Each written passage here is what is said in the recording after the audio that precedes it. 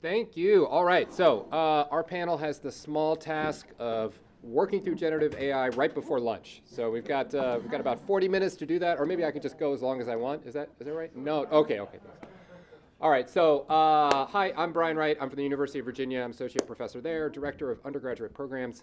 The way we're going to do the panel is I'm going to ask the panelists to introduce themselves pretty quickly, and then we just have one question, and then we'd like to get a bit of back and forth with the audience. If you guys are just tired and in a I need food coma, we have other questions in the bank, but I think the back and forth is going to be a lot of fun. So like I was saying, I'm Brian Wright. I'm from the University of Virginia. I'm associate professor there, director of undergraduate programs.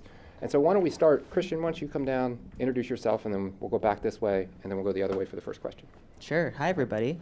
I'm Christian Pinedo. I head external affairs for AI EDU, or the AI Education Project.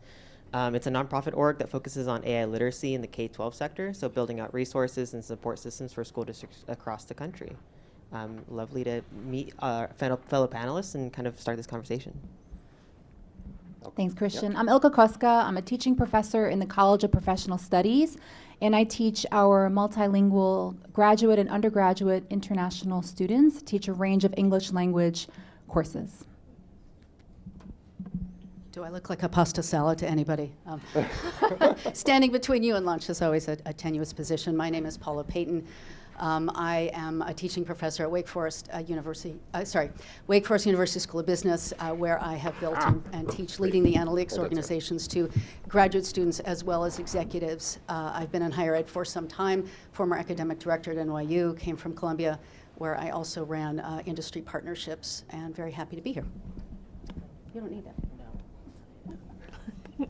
Hi, I'm Nora Gannon-Slater. I am a senior researcher with the American Institutes for Research, where I develop and direct research studies and technical assistance projects to help schools design, implement, and evaluate their system-wide initiatives. And all my research is focused on data use in K-12 environments, so from the classroom up to the board. Okay, great. So what you can see from the panel is everybody has a very different perspective on how they use generative AI on a regular basis. All right, so what I'm going to do first is I'm going to ask how many people use generative AI tools on a regular basis weekly. Let's do weekly in their work. Weekly? Monthly? How about monthly? How about daily? Okay, I think weekly and daily might be the same subset. Okay, so great. You guys are right there with us. All right, so the first question we're going to ask, we'll start down here with Nora, is, okay, given the immersion of generative AI tools rapidly into our everyday lives, what net impact, is it positive, or what net impact are you seeing from your perspective on these particular tools? Yeah, so I've given a lot of thought to this question, because admittedly, although I study a lot on data use and how training organizations, again, from the classroom up to the board on how to read data, how to make sense of data, building their data literacy. A lot of the promise of sort of generative AI in this field is the continuing momentum of technology and adaptive technology in education to provide super individual and differentiated instruction, to really advance our early warning system or multi-tiered systems of support, and like increase the least restrictive environment of possibilities for students with special needs. We are also seeing, I was just talking with Nick Hart from the Data Foundation last night, the opportunity to leverage the world of the ERIC database, which is published out of ed, all the PDFs that you might pull up when you're looking for an education article. We're waiting for that stuff to be digested and through generative AI to spit back out the evidence-based interventions with the appropriate context and costs and considerations for school districts to adopt robust interventions to improve student learning. That feels really exciting. We see it, school districts using it in operations and budgeting to be helpful with forecasting and figuring out how best to run their buildings and catch problems ahead of time before the heat goes out in the middle of winter. And we're also like seeing some advances in equity. So like good data use, for example, is happening on student information systems where a kiddo is, taking courses, they're getting some learning management system data, they're getting some grade level data, some attendance data, and they're saying to a kid that might otherwise have never been flagged or had to rely on a human to say, hey, have you considered taking an honors course? You might be ready for this honors course. And so that enrollment in advanced coursework is a huge disparity in educational outcomes. And so we're like excited to see these opportunities.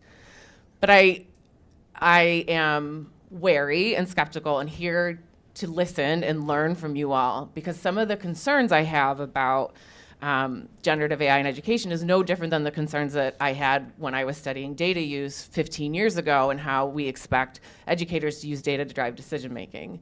And I think the first one is to remember that, like, academic achievement, however you want to define it, only 15% of the variation in academic achievement can be explained by what happens in the four walls in the building, and the biggest impact on that is the teacher.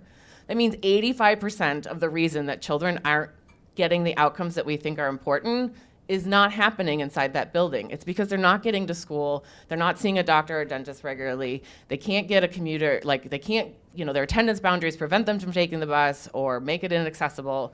So in that way, AI, for all its promise for like super precision and accurate diagnosis of error and problems in education, feels misplaced, because even if you knew why a kid is demonstrating conceptual or procedural error, still doesn't change what's making it hard for them to get better in education.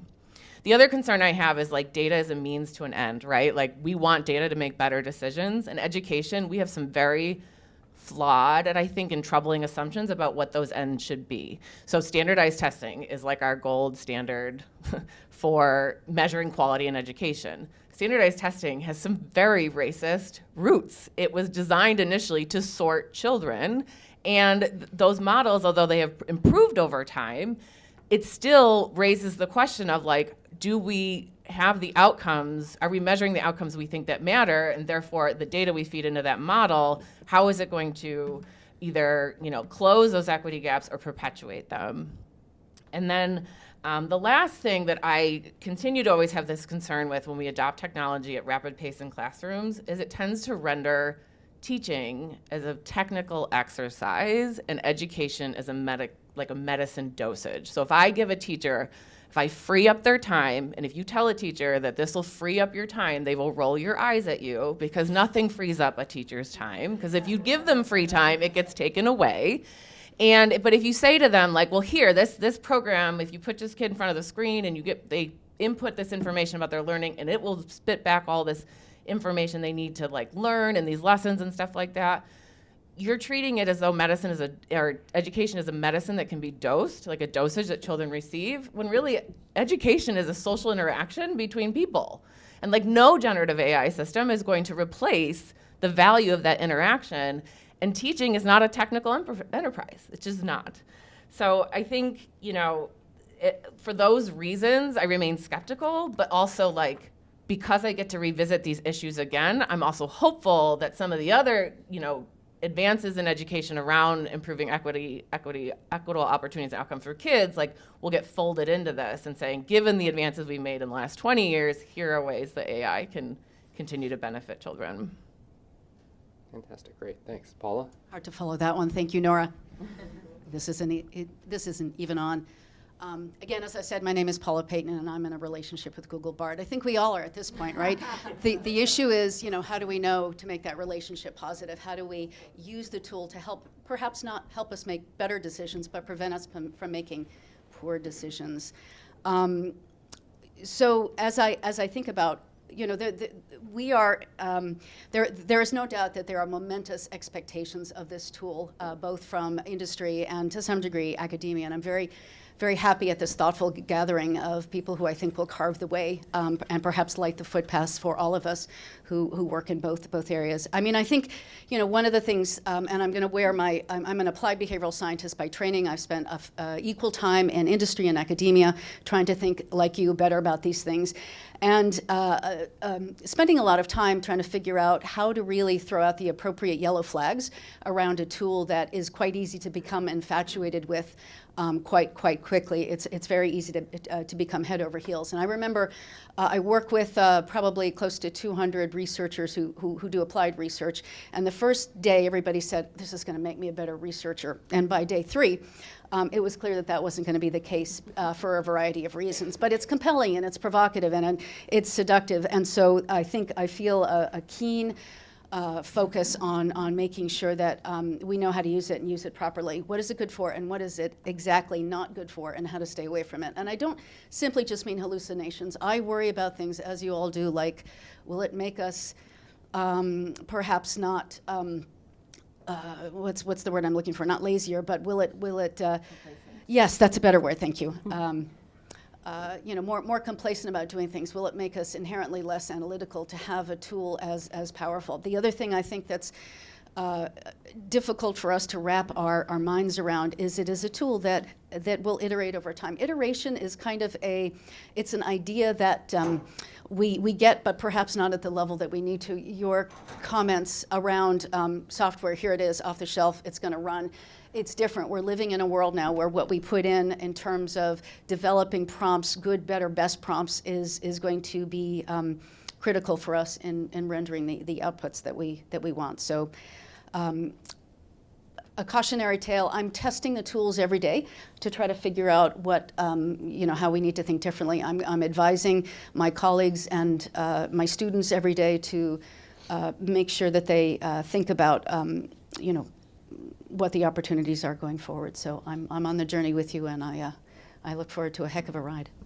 Great. Thanks, Paul. Oh, it's been quite a ride. So our question is, what's the net positive impact, right, of generative AI on our work? It could be negative. It could be just impact, yes. Okay, Your impact. perspective. All right, let's start with impact. Yep. So in the field of English language teaching, and this has come up before, it's slow. The impact has been minimal, right? Because there are really three camps that I've seen. I've seen the embracers, right? My colleagues who have already been doing a lot of work in technology and machine learning, and they're fully on board. They knew about all of these tools way before I did. The other camp is the resistors, and this idea of change has come up before in change management, which I think is really important.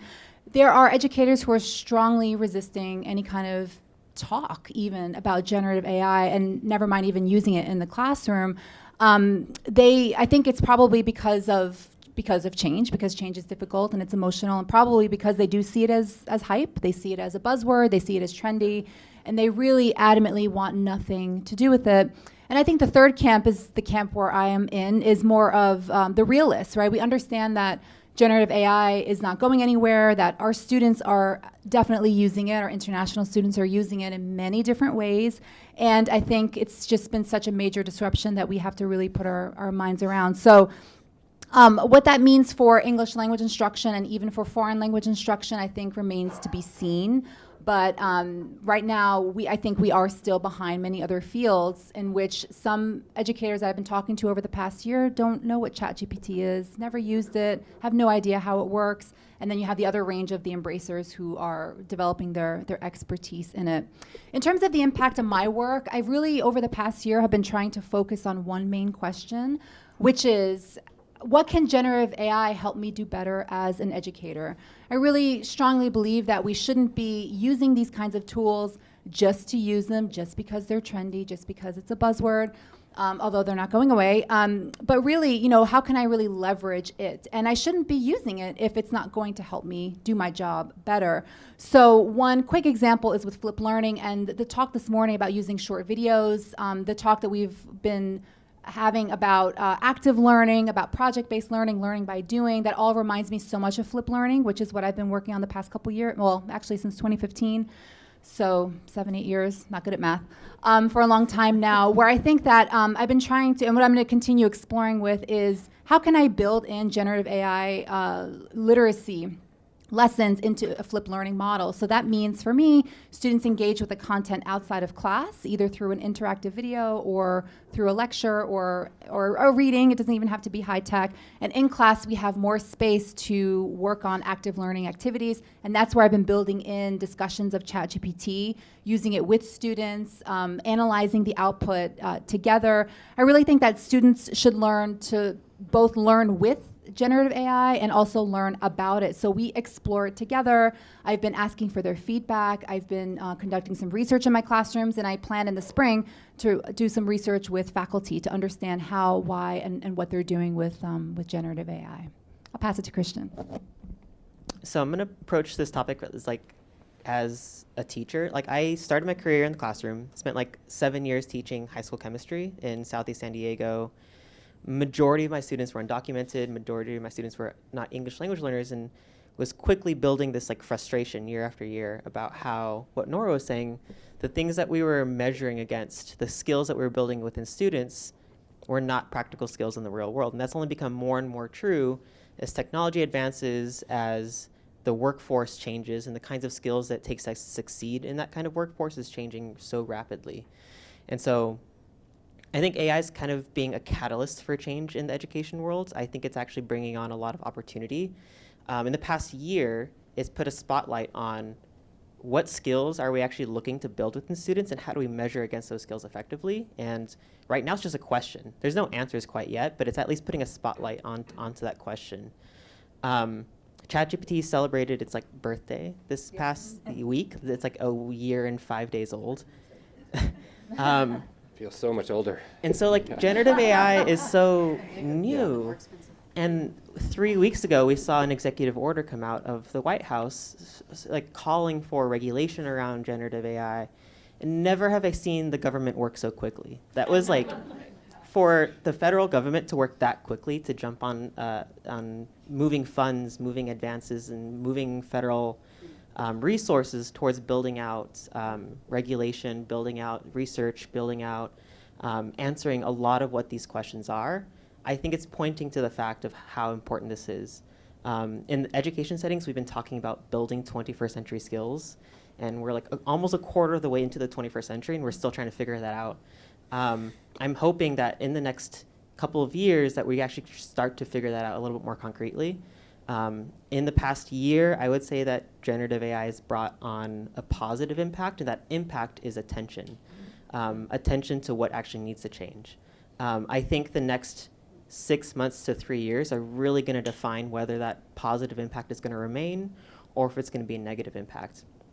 And I fear that that negative impact is starting to build because of what you were saying. There's this camp of people of haves and have-nots, of teachers that have embraced AI and have starting to use AI in the classroom, of schools that have not blocked it, and then the have-nots of schools that have blocked it, teachers that refuse to use it. And what that's going to cause is this generational digital gap that already exists, but is going to be exacerbated because of the have and have-nots of AI.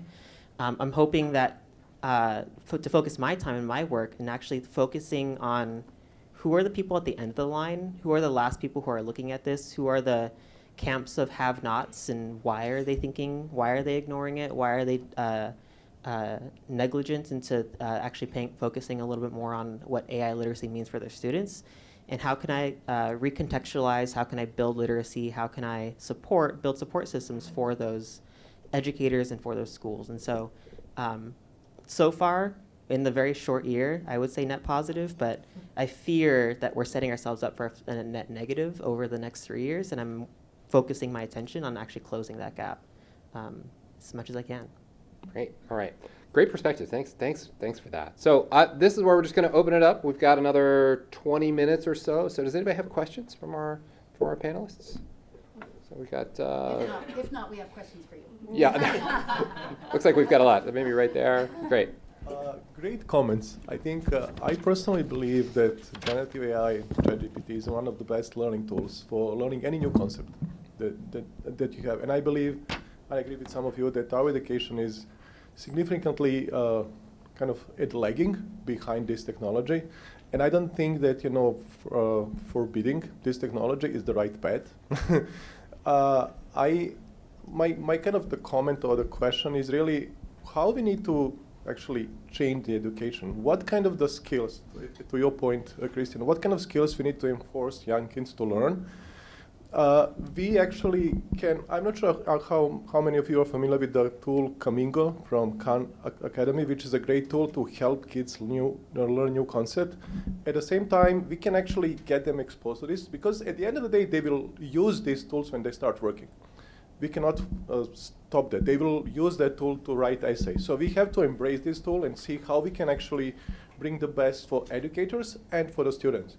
And also, by doing this, we will be more exposed to the digital tools. We will spend more time with the software, the tools, the kind of the software. And actually, we will be more spending time with the tools rather than with the people. During this kind of transformational education, we should never forget the fact that we are social beings. We should also focus on social interaction. How we should make this kind of the right trade-off between kind of being exposed more to these tools and still being social beings. there's a lot there, which is totally fine. Can you? So maybe what we'll talk about. I'm not sure. Could you want to repeat one thing that you think that you? How do we incorporate? I mean, I think you guys answered that question a bit already. How you're incorporating it into your classrooms, but maybe there's this concern.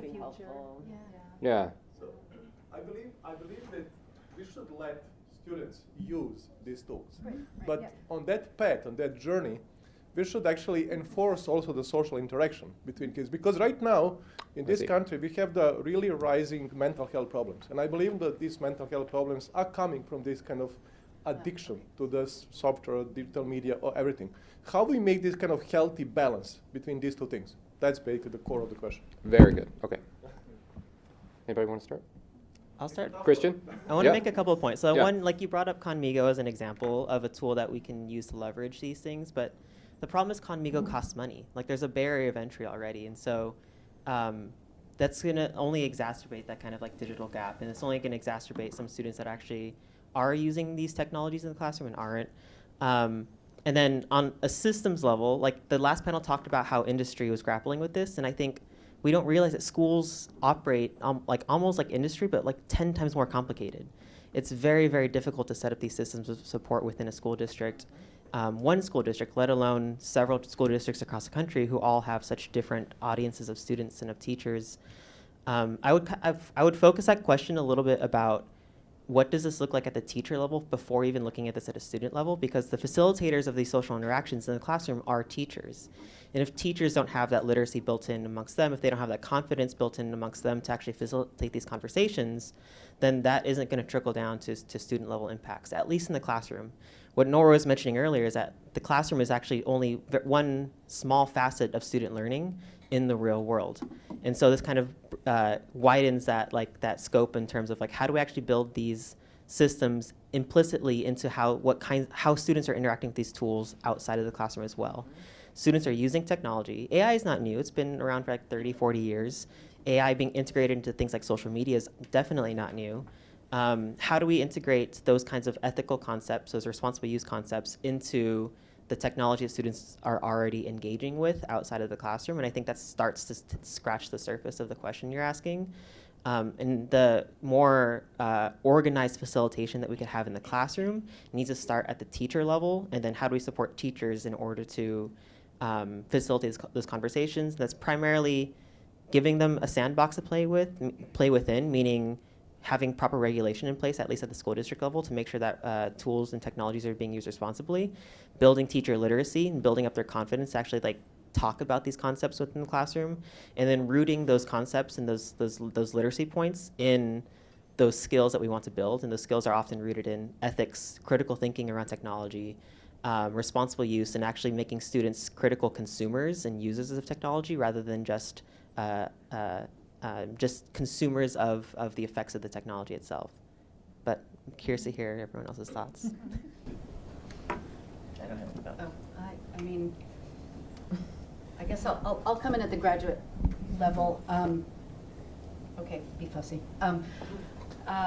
So when I was at NYU, one of the things that I did was I had to re-architect our master's degree so it was more anchored around data to bring this conversation. At that time, and it was one of the top, the most popular degrees at the school, it was really focused around creative. And so at the same time, as I'm rethinking about this graduate degree, and this is kind of the last course that they take, I'll speak specifically to this, it really becomes about the kind of toolbox, oh, that's so much better, the kinds of toolbox that you're going to sort of give these outgoing degreed students with. Now, interestingly, some of the students in the class, I mean, they already have been in industry for about 10 years. They're coming back to add on this degree to an MBA degree or other. But for me, it's about responsible use of yet another arrow in your quill, another tool in your toolbox to help you be a better leader and a manager going forward. We have lots of tools. We have data tools, which we've talked about at length today, but now we have a series of AI tools. Will ChatGPT become the next chief of staff? Could be in time in the next 5 years. By the time these students get out and are in those C-suite roles, it may be that the technology is matured enough. But I think our role right now as educators, particularly at my role, which is in graduate degrees, is really to sort of ethics is not the afterthought. Responsible use is not after. You teach it at the same time that you're teaching how to use the tool, when to use the tool, when not to use the tool, and when to call the tool out. And I think that's one of our primary roles. Yeah, and I would add on to that. I think a theme that came up today a lot was cross-disciplinary collaboration. I think that's going to be really important. So like Christian said, I think it's important to start with the teachers, and that's where my work in the spring, that's what we'll focus on. I plan to do a research project, talking to faculty here at Northeastern and at Suffolk to see what they're doing in the classrooms, how they're using AI, what their attitudes are, what kinds of activities they're doing, do kind of case studies of classrooms. And then from there, with my colleague, I'm hoping to use those findings and use that information to help other English language teachers. Like I said, because our field is a little behind and a lot of people are scared and kind of don't know really about these tools. In our programs, we have English language programs at the graduate level and undergraduate, and a lot of our graduate students go on to study analytics and project management at the College of Professional Studies. So one thing I've been working on in terms of cross-disciplinary collaboration is just exchanging ideas. I have a colleague in project management who sends me assignments and says, can you look at this? What do you think? This is how I'm using AI. He has only multilingual learners in his, only international students in his classes. And we talk about language, we talk about accessibility with language, we share ideas.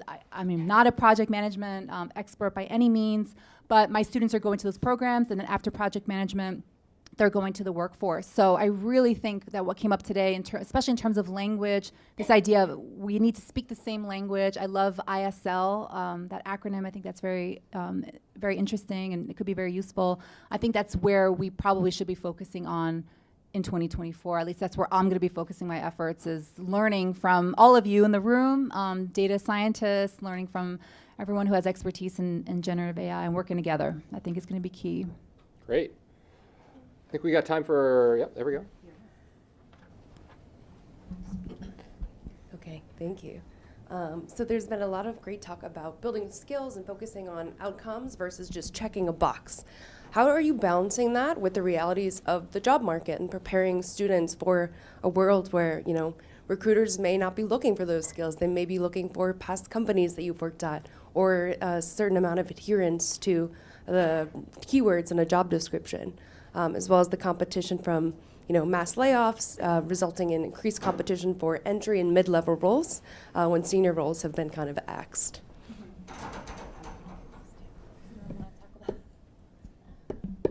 I think in the workforce development conversations, there's like a couple of points that or conversation points that I think should start in the classroom. One is that the workforce is changing so quickly that I wouldn't be confident in talking to a sophomore in high school right now and describe to them what it'll be like to work in the field today. I don't think it'll be true. I don't think it'll stay the same in 5-7 years. And I think in the classroom, there needs to be some sort of a level of admittance to that we actually don't know what that looks like. And so building skills that students would be able to kind of go forth with like those root skills that are going to be necessary in order to adapt in a quickly changing and a quickly evolving workforce is going to be really, really key there. One of those is going to be this confidence in lifelong learning within students. This confidence is computational thinking within students and critical thinking within students. All the conversations that we were having today about AI literacy or data literacy are going to be true in a student's thinking about how they're actually going to succeed in the workforce. I think one of the truths right now that we're seeing is that AI is really, really good. It's not at the point where it's like replacing people in the workforce at scale. But what's starting to happen right now is that people using AI are starting to replace people not using AI. And so making students aware that kind of lifelong learning, that kind of sparking those learning journeys and explorations are going to be super, super key in staying competitive in the field and going forward. I think a lot of these conversations we're having too, just to jump in, is about being authentic and honest with students and not feeling like we have to shield them from what the reality is that they're facing. So a lot of the discussions around open AI, it actually makes a really good ethical case study that you should present to them. It was open, then it wasn't, then Microsoft saved his job. There's some things there that you can present and say, how do you feel about that? You know, and then I think you can have conversations to be like, look, people that use social media a lot are pretty depressed. You know, that there are trends there that we know can affect their psychological well-being, and also being honest about the job market that they're confronted with. And so I think some of these things, and we try and do that. I think at UVA has a lot of benefits, of whether the student body, things like that, but just to be honest with them and be like, hey, this is the world you're going to be confronted with, and you can make a choice, you know, to either be vested in involving yourself and understanding these things, or, you know, there's real risks involved with not. So I think part of that is doing just that, being authentic. Do we have other questions? Yes. Okay, so this is a session on data literacy. We're talking about AI, and I get asked a lot for good resources to explain AI to people who don't know what we're talking about, including teachers, congressmen, policymakers. What's your best resource that you can offer since we're talking about AI literacy and data literacy?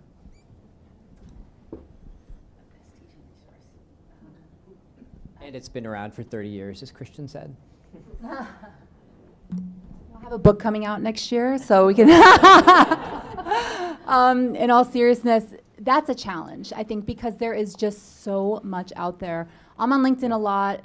Every day I see a blog post, a new webinar, just something, right? An article, a white paper. It's just hard to keep up with. So again, I think going back to that idea of shared language is really important, and I really appreciated that definition of data literacy that we had in the morning, because I think that's very crystal clear. Shared language and simplicity, I think, is what's going to help us. In terms of a one best resource, I don't have one, because I'm always picking from different, I'm looking at TED Talks, I'm looking at blogs, research. There's not a lot of research in my field just yet. So I think the more, if we find things, the more we can share with others is going to be helpful, but simplicity is going to be key. Harvard Data Science Review is pretty good. That's actually been very useful. Not a plug, but it is. I mean, I think it's sort of that's in there. But you know, there is a plethora of materials, and that's a danger too, right? So being able to navigate that. But there's some pretty solid. We come back to universities like this that are sort of setting up hubs and can filter and guide and curate the information. That's where I would guide to EAI and to UVA and to Wake Forest, and use those as guides. Yeah, and I might just add to that I think I think we're at a period of time where, like, the field of data science or data literacy, wherever you want to call it, is really just still beginning. You know, we think of it as this mature ideal, but it's really not. I mean, if I'm being candid, some of the definitions that were presented this morning, I don't really agree with. You know, so we have a definition at the School of Data Science that's a bit more expansive. And so I think the thing that we need to be cognizant of is that it is changing rapidly. And so one true resource, I'm not sure that it even if one did exist right now, it's only going to be true in this moment.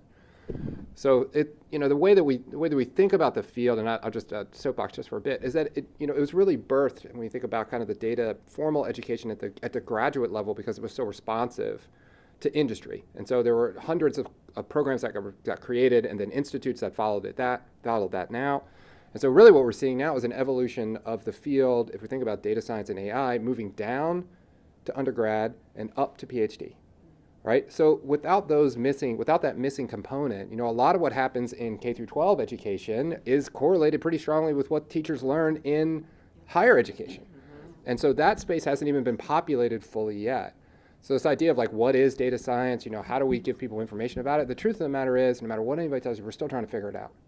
There's lots of good organizations that are out there and doing it, but I think over the next 5 years, we're really going to start to see a lot of maturity, and some of that is really going to manifest in what undergraduate programs look like. And I hope that they're more expansive than just analytics, because I don't think the field is just there on that. I think there's really good topics about ethics that are here, about how you do data communications, about engineering, things like that need to be included in these curriculums. And so I think over the next, anyway, now I'll stop soapboxing. Over the next 5 years, I think that definition and what we see as data science is going to change and mature significantly as we see that growth in the undergraduate space start to skyrocket. 5 months. What's that? 5 months. 5 months, yeah. Actually, maybe it'll just be next year. So yeah. If I can say one thing, it's like 5 days, right? So Yeah. I work Yeah. with policymakers that want to know tomorrow or at the end of today at 5 o'clock. Yeah. And I think that's the challenge, is that in the research community, when I put on my PhD researcher hat, we want to take the 5 years, but we have people that also want to know today. So Christian mentioned the OMB guidance and the executive order, and I think that's maybe the struggle that we're grappling with, is how to give teachers what they want and policymakers what they want, but also continue to build the research. So that was more of my soapbox. Yeah, that's fair. 5 years is a long time. I mean, Yeah. you could even just try asking ChatGPT what it thinks, and it could probably give you a Yeah. pretty good idea. Let's not ask it about policy. But I do think this is a really good space where civil society and nonprofit organizations come in a really good and like as a really good resource to these kinds of things, because you typically work across several research organizations and several policy labs, and have a swath of ideas and perspectives to share, as well as being super plugged into on the ground thinking. Like, what are actual teachers? What are professors? What are actually people in the real world thinking, and how do we connect that to what is being developed in the research space, in the industry space, and in the policy space? That middle ground is often a lot of like nonprofit orgs or some research orgs. All right, I think we got time for maybe one more question, if anybody has one. Is that it? Oh, sure. It's great conversation. One of the things, at least in our field, we're kind of looking at this in a couple of different ways. One is, there was a great quote from one of the well-known scientists, which said, "English is the new programming language," and there's a lot to that statement. The reason for that being that because now you're interacting with this instrument, for lack of a better word, right? In natural language. There's nothing in between you and the system that's getting the information back for you. There's nothing getting really filtered out either. So to me, one of the most critical things is the notion of really looking at every information an individual gets in a very critical, not just for the sake of criticizing it, but in terms of thinking about it. How do we ruminate about it? How do we talk about it, right? Yeah. To me, that's the most compelling thing, so I was just curious to see what your thoughts were on that. Yeah. Here. Yeah, here.